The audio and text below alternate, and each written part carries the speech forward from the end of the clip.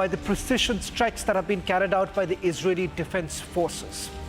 In the last 48 hours, several targets of the Hezbollah has been eliminated, with Israel saying that they have a limited objective, and the objective is to ensure that Hezbollah cannot perhaps carry on with the attacks that they have been since 7th of October, supporting the Hamas.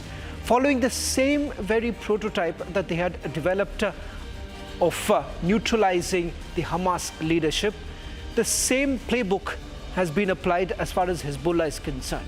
Now, with the elimination of the Hezbollah chief, is there an end game? Tonight on This Is Exclusive, we first go to our reporter in Beirut to get you a sense of what's really happening on the ground. Lebanon is literally pleading Israel to stop the strikes. Let's take a look at the headline tracking at this hour. Presented by Royal Global University, Northeast can't wait. Pado kuch bano.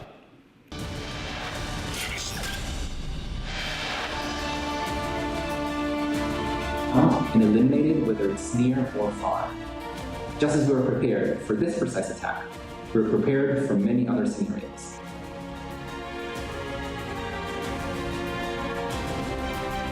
Hezbollah chief eliminated. IDF makes a claim, as well as Hezbollah makes a statement following the death of Hassan Nasrallah.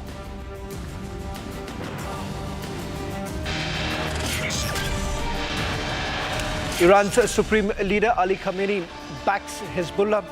Now Iraq also comes out in full support.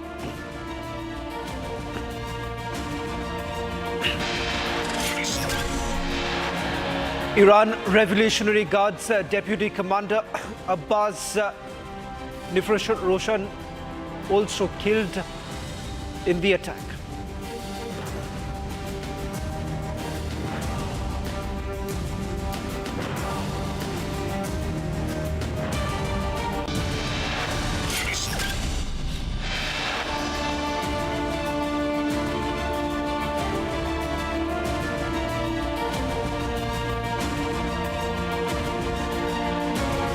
Presented by Royal Global University, Northeast can't wait. Pado kuch bano.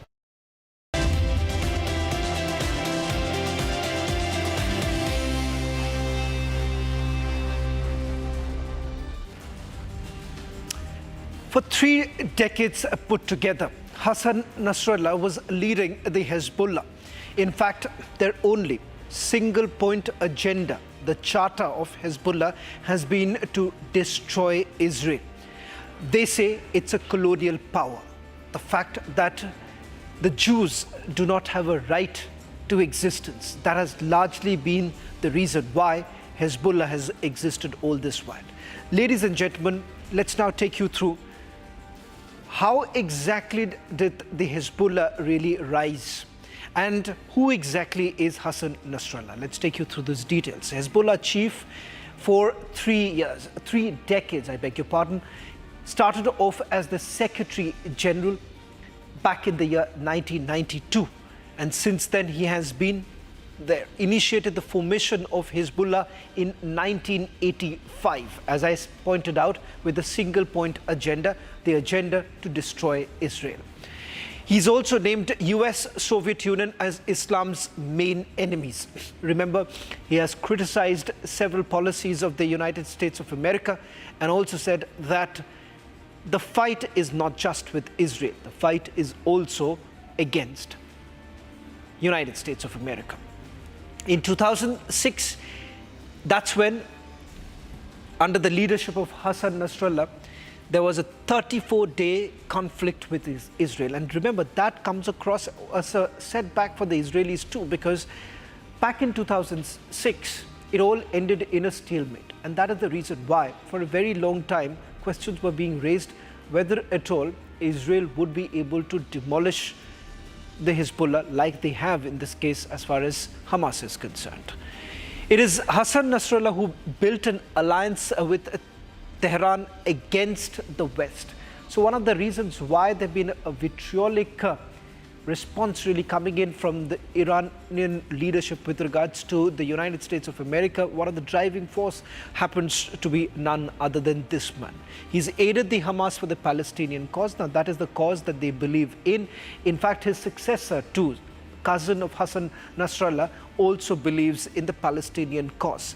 In fact, remember, it is he who said that he will do everything in his might to ensure that Hamas is protected. That's the position that he has always taken. And on the attack that took place, the dastardly attack that took place on 7th of October, immediately after that, remember, Hassan Nasrallah has had elaborate meetings in Iran too. That is the reason why you've had Benjamin Netanyahu stating that there isn't a single missile of Israel that cannot reach the corners of Iran, sending across a message that you can no longer perhaps protect the Hezbollah. Now, that's exactly the context in which Israel has opened this new front. In a short while from now, we're going to take you through what's really happening on the streets of Beirut and why exactly is the Lebanese administration now pleading to the Israelis, asking them to stop the bombing that's actually taking place. Israel has sent out a message saying that they're not against the people of Lebanon, but it is time to end the rule of Hezbollah. That's the position that the Israelis have taken. We'll try and see if our reporter is ready on the ground. But before that, there is also breaking news now coming in. Let's take that. Israel has, in fact, issued a statement. Let's take you through the details of the statement, saying we are not stopping here. In fact, this is a statement that has been issued by the spokesperson of the Israeli ambassador here in the national capital, Guy Nir, who's put out the statement. Let's listen.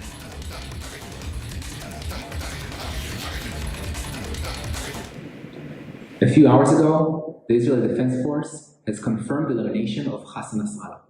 Along with him were Ali Kalfi and many other Hezbollah high-ranked officials, people with lots of blood in their hands.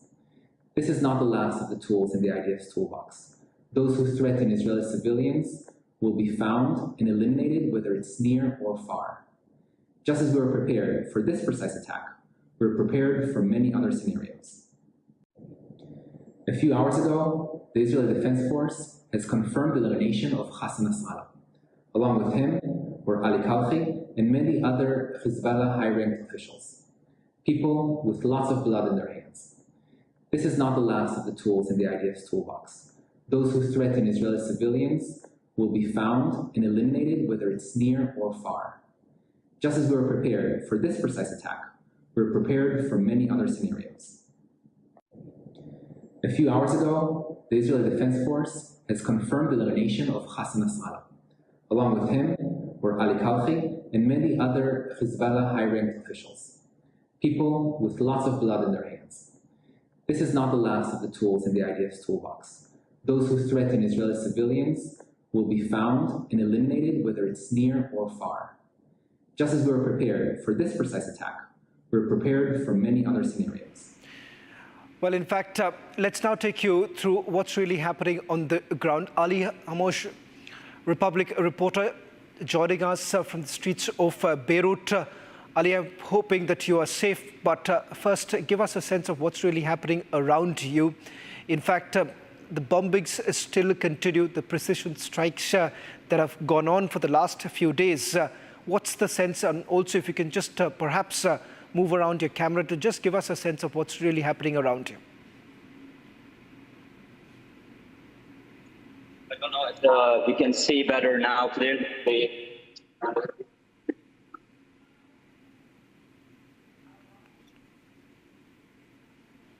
It's weird. We're seeing the Secretary General of Hezbollah, said Hassan Nasrallah, was one of the most beloved leaders in the region, not only in Lebanon. And he meant a lot to a lot of people, not only to Islamic factions, but to anyone believing that Palestine's liberation is a just cause. So in that sense, we can see a general sense of mourning, of sadness. Many have said that they are not defeated, but it is a time for mourning and feeling for the passing of whom they consider a historical leader in the Arab world and in the current history, notably following the genocide occurring in Gaza and his vital role in attempting to alleviate the attacks off of the people of Gaza. Ali, just give us a sense of what is it that the Lebanese leadership is really looking forward to, because at this point in time, it's a catch-22 situation. We heard what the foreign minister had to say at the United Nations, once again pleading that the bombings should stop. How exactly is Lebanon really responding to the strikes that are taking place? Is there some sort of a talk that is likely to happen between the Lebanese administration with their counterparts in Israel? Okay, so first of all, just to clarify something, in Lebanon, we have somewhat to understand the situation, two leaderships, in the sense that Hezbollah operates independently based on the needs and the necessities of what it considers the axis of resistance. This axis unifying the fronts between Yemen, Palestine, Gaza, of course, Lebanon, Syria, Iraq, and Iran is considered a vital part of the vital interest for Hezbollah, who seeks through the unity of that front to liberate Palestine, or at least to alleviate the suffering. Currently, the Hezbollah leadership is not willing to back down of its demand that Israel halts its genocide in Gaza and its continuous attacks on civilians. And subsequently, of course, now that Israel has started attacking Lebanon, it is requesting an immediate halt to attacks on Lebanese civilians, Lebanese land, and halting the attacks of Gaza. What Israel has tried at several points with Hezbollah is a negotiation tactic that forces them to retreat and stop alleviating the attacks off of Gaza without actually stopping the attacks on Gaza. Hezbollah's leadership has reiterated many times, and it is something that the Secretary General, the late Secretary General, has repeatedly described as impossible. There's a unity of fronts. If any attacks from Lebanon or on Lebanon should stop, they should also stop on Gaza. Now, the Lebanese political leadership, to which Hezbollah ascribes, because Hezbollah has one of the biggest and largest parliamentary blocs, has also stressed that a ceasefire is needed in Gaza in order to implement a ceasefire in Lebanon. The Lebanese Foreign Minister Abdullah Abu Habib 2 days ago in New York reiterated the need for a ceasefire, but simultaneously expressed his approach to the situation by saying that a ceasefire should be implemented in Gaza as well. So there's a sort of quasi-unity on this issue, as the Lebanese leadership understands that Hezbollah is unwilling to back down unless Israel backs down off of Gaza.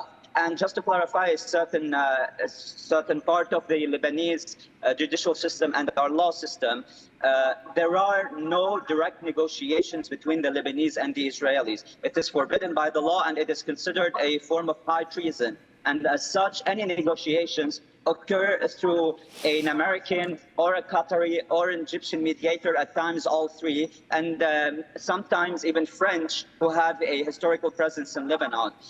So we are still awaiting the changing the situation. The events are still unfolding. Nothing is clear. But what is clear and certain is that Hezbollah will not back down from its approach towards Gaza and towards the Lebanese front as it unites all both.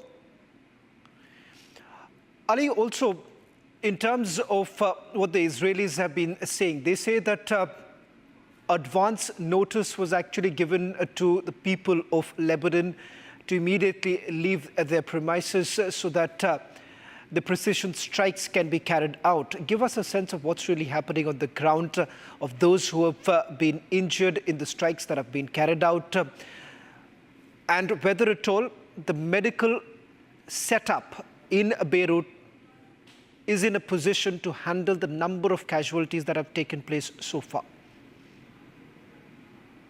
Regarding the latest onslaught of attacks by Israel, they have claimed, as always, they have done that in Gaza as well, to have warned citizens to leave early on. But unfortunately, that is not always true. Most of the time, Israel carries out its attacks on neighborhoods that are populated, which had no prior warnings or very short notice warnings. We're talking seconds or minutes. Obviously, not enough time to flee in a bombarded region.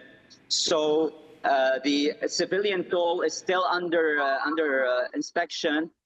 The Lebanese health system is under immense strain, notably after the pagers and walkie-talkie attack, an attack that has been deemed a terrorist act and a war crime by many international law experts and nations. This attack, which has carried its toll over the system, is now spilling over the current situation as Israel is attacking almost exclusively civilian regions, civilian areas, civilian houses, under the guise of targeting Hezbollah precision missiles or any type of ammunition. But to this point, no ammunition of the sort have been uncovered in the civilian areas or in the civilian buildings that Israel has targeted. Yesterday's strike in Har Tahrir, which assassinated the late Secretary General, was an attack that decimated 6 buildings to the ground. Health experts have talked about bodies being evaporated from this attack and over 100 injured. We cannot yet talk about the number of martyrs or victims because nothing is clear yet, given that, as I mentioned, the bodies have been evaporated. So the Lebanese health system, considered an elite system within the Arab region, is now under immense strain, but still it's ongoing and it's doing its best, notably as many private hospitals are doing their best and giving it their all in order to ensure that everybody is getting the medical follow-ups necessary. Ali, the last big precision attack that took place was yesterday evening when Israel basically targeted the headquarters of Hezbollah. This was right at the heart of Beirut. Have there been any other strikes that have taken place so far? And also, if you could help us understand, in terms of the leadership of Hezbollah, how many have been eliminated by the Israelis? Such attacks on Dahi region, which translates to the southern suburb of Beirut and is considered the heart of Hezbollah's presence in Beirut, have occurred too frequently at this point. They've attacked the headquarters yesterday and wiping out a large number of other civilian buildings with them. They've attacked a building the day before. And the day before, we can almost say that on a daily basis, Israel has attacked a civilian building or civilian area under the guise of targeting a Hezbollah leader. These leaders, to this point, if we start from the beginning of the confrontation between Hezbollah and the Israeli regime on the 8th of October, have surpassed, I believe, 25 or 26 leaders, considered some of the most elite leaders and their underlings. Unfortunately, Israel continues to carry some of its attacks in civilian areas under this false guise. Sometimes it doesn't even hit these leaders, but nevertheless claims it has finished the job. Many civilians have been targeted, have been killed by these attacks. Some are described as precision, despite the fact that yesterday's attack by many local experts have been deemed as anything but accurate attacks, given the large amount of destruction that has occurred and the large amount of lives lost. Ali, one final question that I would like to take from you is with regards to who exactly now succeeds Hassan Nasrallah. Some reports suggest that his cousin, who is part of the political wing of Hezbollah, perhaps is tipped to be the next chief of Hezbollah. Anything that you can help us understand? Certainly. Now, on the ground, we are talking about if we are talking about the second chain in command, it would be Sheikh Naim Qasim, who was the Vice Secretary General of Hezbollah and considered the right-hand man of Sayyid Hassan Nasrallah in political and strategic affairs and decision-making in general. Now, it remains to be seen if Sayyid Hashim Safiyuddin, as you mentioned, a cousin and a highly ranking official in Hezbollah, a clergyman also, will be the direct successor. Some speculate that there'll be an interim period where Sheikh Naim Qasim, the elder between the two and with the most expertise, will be the right successor, the instant successor to Sayyid Nasrallah, followed perhaps after a certain period of restructuring by Sayyid Hashim Safiyuddin receiving this mantle, the mantle of Secretary General of Hezbollah. Nothing is set in stone. Hezbollah has yet to release a statement when it comes to the political machinations and the reshuffling of the cards. Hezbollah is a highly organized structure, both on the political level and on the military level. Any decision that is taken very prudently after studying an immense number of facts. Lots of legal, political, and religious and military experts are present to make these decisions, and a vote will be cast. Once the vote is cast, the future of Hezbollah's leadership will be clearer. But right now, it is probable that Sheikh Naim Qasim will take the leadership mantle, and we await any further updates. Hezbollah has the strategy of always accurately updating its surroundings and its followers of any major decision it makes. So we await an official decision by Hezbollah. Well, Ali, thank you very much for giving us a comprehensive report from Beirut. Ali would be reporting for Republic TV, getting us the latest as the war has now escalated. Ladies and gentlemen, let me also take you through some more details now coming in from the IDF. The Israeli Defense Forces have now put out details of a radio communication that has taken place. In fact, let's take you through the details. The images of the radio communication of the commanding officer of the Israeli Air Force, Major General Tomer Bar, and the commander of the 69th Squadron. Now, this is when the precision strike was carried out. Listen in. אתם הבאתם פה הצגת ניצחון, אני מקווה, יישר כוח. אנחנו מאוד מקווים שגדענו פה את ארגון הטרור הזה. יישר כוח, גאווה גדולה. תודה רבה מחר. אנחנו נגיע לכל אחד, לכל מקום, ונעשה כל מה שנדרש כדי להחזיר את החטופים ותושבי הצפון הביתה. עד הניצחון. אתם הבאתם פה הצגת ניצחון, אני מקווה, יישר כוח. אנחנו מאוד מקווים שגדענו פה את ארגון הטרור הזה. יישר כוח, גאווה גדולה. תודה רבה מחר. אנחנו נגיע לכל אחד, לכל מקום, ונעשה כל מה שנדרש כדי להחזיר את החטופים ותושבי הצפון הביתה. עד הניצחון, יישר כוח.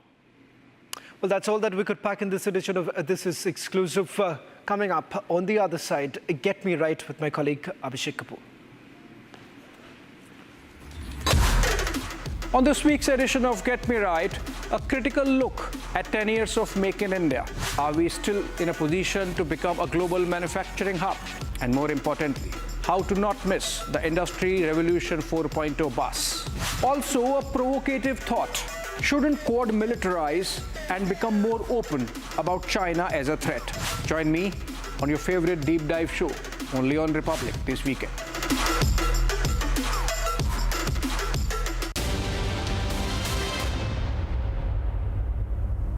In the global employability